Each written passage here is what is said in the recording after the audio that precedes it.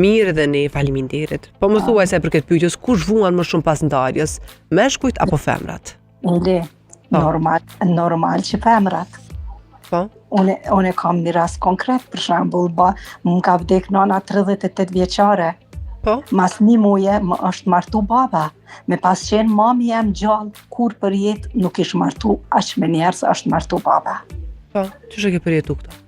Shumë keq, se kam qenë vetëm 19 vjeçare.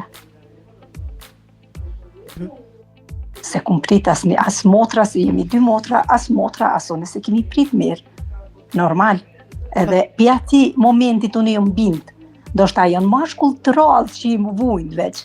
Jo, ele, femrat vujnë ma shumë. Pas martesës së babës, Po. sigurisht e ke bo pyetje vitës me thonë, e ka dash në herë baba nanën? Shumë herë, ele. Amo mashkujt janë, ashtu janë. Babën e ke pyet? Po, Edhe? Përgjigja? përgjigja, ajo ka vdek, unë duhet më martu. Amo jo kaq me një herë. Po. Duhet pak vreli me prit. Sigurisht. Edhe tu e pas ashtu. parasysh që fëmijët janë me një moshë. Shumë Rriton.